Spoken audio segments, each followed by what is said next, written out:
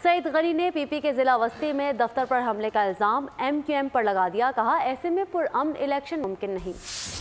हमले की वीडियो शवाहिद मौजूद हैं। कहा MQM लोगों को हिरासा करके किसी भी तरह खिदमत नहीं कर रही। उन्होंने हमला मुस्तफ़ा कमाल के बयान का तसलसल करार दिया है, उसको मद्देनजर रखें और फिर उसमें मुस्तफ़ा कमाल साहब को ऐड करें। तो जो इनके अगर कोई 2-4 हज़ार वोट 5,000 वोट के बनते भी थे, मुस्तफ़ा कमाल के आने से वो गिर के PSP के वोट जो थे उसी पे रह गए।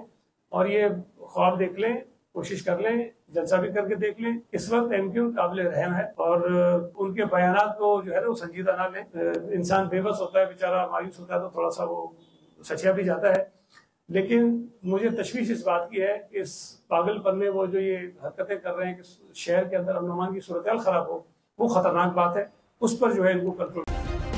सब्सक्राइब करें और बेल दबाएं ताकि कोई खबर रह न जाए।